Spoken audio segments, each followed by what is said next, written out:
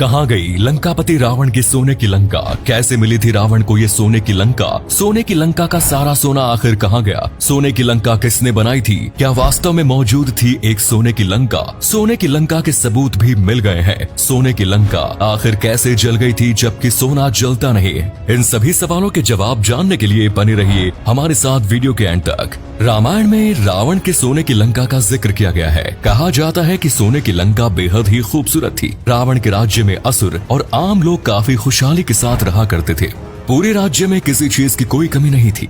रावण ने अपने अनुष्ठानों और पराक्रम के बल पर कई देवताओं को लंका में बंदी भी बनाया हुआ था। लेकिन रामायण में कहीं भी ये वर्णन नहीं किया गया कि रावण की मौत के बाद सोने के महल और राज्य का आखिर क्या हुआ।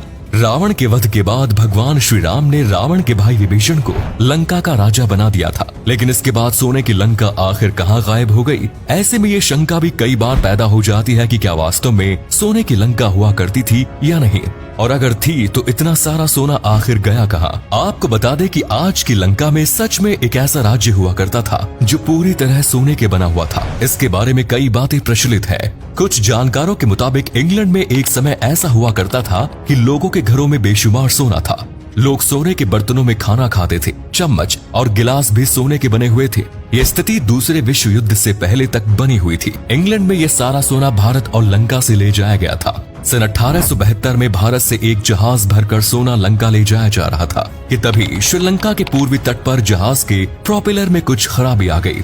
जहाज खराब हो गया और तूफान में फंस गया। सोने से लदे जहाज को कैप्टन ने तूफान के बीच में ही छोड़ दिया और अपनी जान बचाकर श्रीलंका के तट पर पहुंचने में कामयाब रहे। तूफान इतना तेज था कि पूरा जहाज जलमग्न हो गया। तूफान के शांत हो जाने के बाद जहाज को ढूंढने का काम शुरू किया गया। ब्रिटिशर्स ने जहाज को ढूंढने की बहुत कोशिश की, लेकिन उन्हें सोने से लदा वो जहाज नहीं मिला। उस जहाज पर सारा सोना चोरों का लूटा हुआ था। सन 1905 में एक बार फिर अंग्रेजों ने जहाज की तलाशी शुरू की। इसके लिए एक कमेटी और टीम बनाई गई और बड़े पैमाने पर जहाज ढूंढने का काम शुरू हुआ। इस बार अंग्रेजों की मेहनत रंग लाई और उन्हें समुद्र में डूबा हुआ सोना मिल गया। इन सब बातों का जिक्र हेनरी राफेल ने अपनी किताब माई जर्नी ऑफ इंडिया में किया। सोने को समुद्र से बाहर निकाला गया। सोने की जब जांच की गई तो हर कोई हैरान रह गया, क्योंकि जांच में पाया गया कि वो सोना 1872 में डूबे हुए जहाज का नहीं है, बल्कि वो हजारों सालों से सोना समुद्र में पड़ा हुआ है। ये सोना रावण की लंका का ही था जो जलमग्न हो गई थी।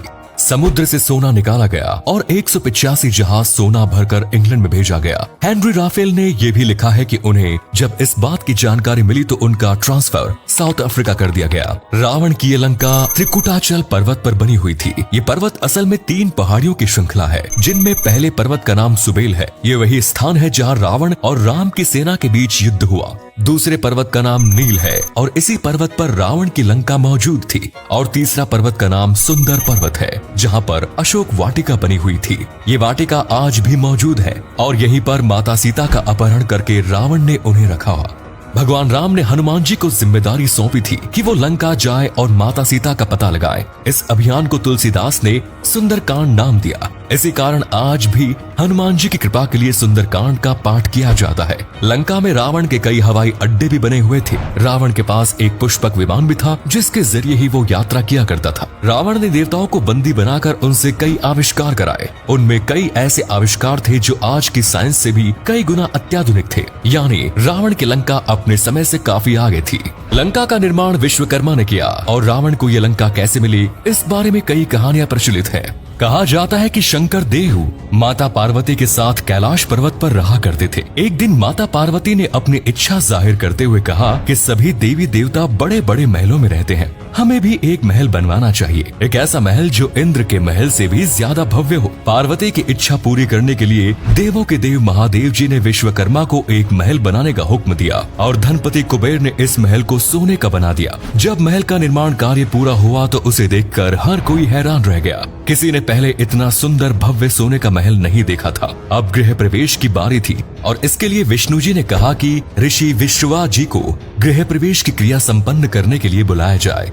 ऋषि विश्रवा ने पूरे विधि विधान के साथ गृह प्रवेश का कार्य कराया। शंकर जी और पार्वती जी ने ऋषि विश्रवा से कहा कि आपको गुरु दक्षिणा में क्या चाहिए। पहले तो ऋषि विश्रवा ने कहा कि उन्हें कुछ नहीं चाहिए, लेकिन शंकर देव ने कहा कि बिना गुरु दक्षिणा के ये अनुष्ठान अधूरा है। सोने का महल देखकर ऋषि के मन में लालच आ गया और गुरु दक्षिणा में उन्होंने रावण से ये महल मांग लिया। इस पर पार्वती को बहुत क्रोध आया और उन्होंने ऋषि को श्राप दिया कि एक दिन ये महल जलकर नष्ट हो जाएगा। उसी श्राप के कारण हनुमान जी ने लंका का सर्वनाश किया। ऋषि विश्रवा से ये महल कुबेर को मिला और रावण ने बाद में कुबेर से ये महल छीन लिया। एक अन्य कथा के अनुसार एक बार रावण कैलाश के ऊपर से गुजर रहा था, तभी उसकी नजर भगवान शिव के सोने के महल पर पड़ी। रावण ने ब्राह्मण का रूप धारण किया और भगवान भोलेनाथ के पास भिक्षा लेने के लिए पहुँचे। भिक्षा में उन्होंने भोलेनाथ जी से उनके सोने का महल मांग लिया। इससे पहले ही पार्वती कुछ बोल पाती महादेव ने रावण को तथास्तु कहते हुए आशीर्वाद प्रदान कर दिया।